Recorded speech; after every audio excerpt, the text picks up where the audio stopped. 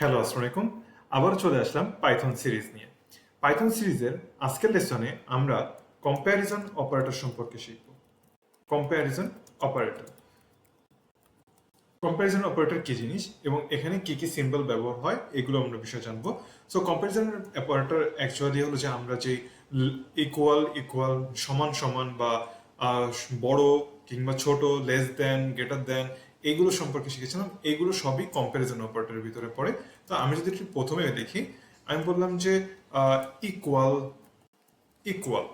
So দুটো number বা দুটো জিনিস, দুটো স্ট্রিং বা দুটো ডাটা টাইপ সমান কিনা সেজন্য আমরা ব্যবহার করে থাকি যে সিম্বলটা, সেটা হলো যে ইকুয়াল ইকুয়াল, দুইটা সমান চিহ্ন। এরপরে আসছে আরেকটা জিনিস, সেটা হচ্ছে not equal. Not equal. So এই জন্য আমরা ব্যবহার করে থাকি এইরকম একটি সিম্বল, একটা এক্সক্লেমেটরি সিম্বল, একটা সমান চিহ্ন। এটার মাধ্যমে আমরা বুঝি নট ইকুয়াল আমরা অপারেটর ব্যবহার করছি। এরপরে আসছে গ্রেটার দ্যান। গ্রেটার দ্যান সেক্ষেত্রে আমরা যে সিম্বলটা ব্যবহার করে থাকি সেটা হলো যে এই সিম্বলটি। এই যে এই সিম্বলটি অ্যারো, একটি সিম্বল যেটা গ্রেটার দ্যান সিম্বল আমরা ব্যবহার করে থাকি ম্যাথমেটিক্সের ক্ষেত্রে, আমরা প্রায় দেখে থাকি। আরেকটা যেটা সিম্বল রয়েছে সেটা হচ্ছে less than operator. Less than অপারেটরের ক্ষেত্রে আমরা এই সিম্বলটি ব্যবহার করে থাকি।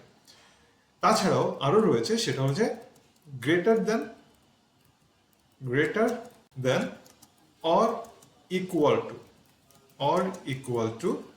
সো দুইটা একই সাথে, মানে বড় বা সমান, এই ধরনের ক্ষেত্রে আমরা যেই সিম্বলটি ব্যবহার করে থাকি সেটা হচ্ছে এরকম ভাবে একটা গ্রেটার দ্যান সিম্বল, তারপরে ইকুয়াল। এরপরে সেই সাথে আরো একটি অপারেটর রয়েছে, সেটা হচ্ছে less than, less than or equal to, less than or equal to এই সিম্বলটি।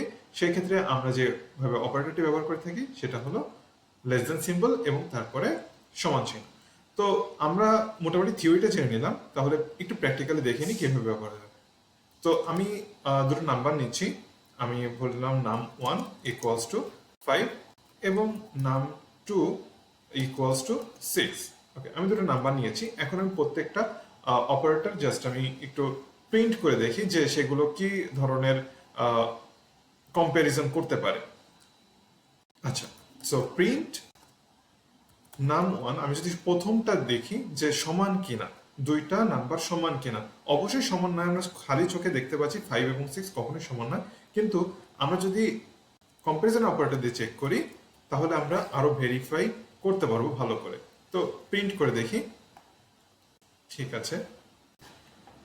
তাহলে আমি আমার প্রোগ্রামটিকে রান করে দেখি।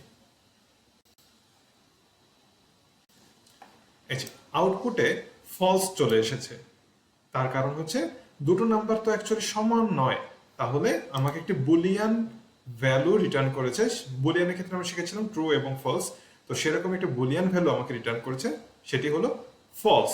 তার মানে দুটোই নাম্বার সমান নয়। এবার যদি আমি বলি যে আচ্ছা, not equal, not equal operator দিয়ে আমরা যদি চেক করে দেখি এই সেম দুটো নাম্বারকে, তাহলে আমি ফার্স্টের এই সিম্বলটিকে বাদ দিয়ে নট ইকুয়াল এভাবে চেক করে এবার আবারও আমি আমার প্রোগ্রামটিকে রান করি। এইবার বলছে ট্রু। তার কারণ তো আসলেই নাম্বার 1 এবং নাম্বার 2-তে যে ভ্যালুগুলো রয়েছে তারা তো সমান নয়, সো সেজন্য সে বলছে ট্রু। আচ্ছা, এবার দেখি যে তারা গ্রেটার দেন কিনা, নাম্বার 1 কি নাম্বার 2 এর থেকে গ্রেটার দেন কিনা। এবার আবারও আমি প্রোগ্রামটিকে রান করি, বলছে ফলস। তার কারণ নাম্বার 1-এ রয়েছে 5 এবং নাম্বার 2-তে রয়েছে 6, সো নাম্বার 5 অবশ্যই নাম্বার 6 এর থেকে বড় নয়। এবার তাহলে আমি লেস দেন সিম্বল বা লেস দেন অপারেটরটা ব্যবহার করে দেখি। আবারও প্রোগ্রামটিকে রান করি,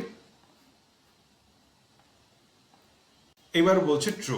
তার কারণ নাম্বার, আমি এখানে চেক করছি নাম্বার 1 কি নাম্বার 2 এর থেকে ছোট কিনা। হ্যাঁ, নাম্বার 1-এ 5 রয়েছে, নাম্বার 2-তে 6 রয়েছে, তো 5 6 এর থেকে ছোট। আচ্ছা, এবার তাহলে আরেকটি অপারেটর, সেটা হলো যে গ্রেটার দেন ইকুয়াল। আচ্ছা, তাহলে আমি আবারও রান করি, আবারও আমাকে বলছে ফলস, তার কারণ বড় বা সমান নয়, নাম্বার ওয়ান বড় বা সমান নয়। আচ্ছা, এবার তাহলে বলি লেস দেন ইকুয়াল কিনা, লেস দেন ইকুয়াল কিনা। এবার তাহলে আবারও প্রোগ্রামটিকে রান করি। হ্যাঁ, এইবার সে বলছে ট্রু। তো এইভাবে আমরা মোটামুটি পাইথনের যেই কম্প্যারিজন অপারেটর গুলো রয়েছে সেগুলোর সাথে পরিচিত হয়ে গেলাম।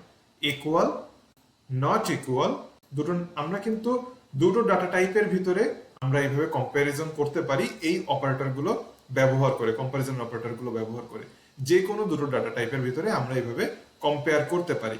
তবে ক্ষেত্র বিশেষে আমাদেরকে ইন্টিজার এবং স্ট্রিংটা একটু মাথায় রাখতে হবে যে আমরা কি স্ট্রিং নিয়ে কাজ করছি নাকি ইন্টিজার নিয়ে কাজ করছি।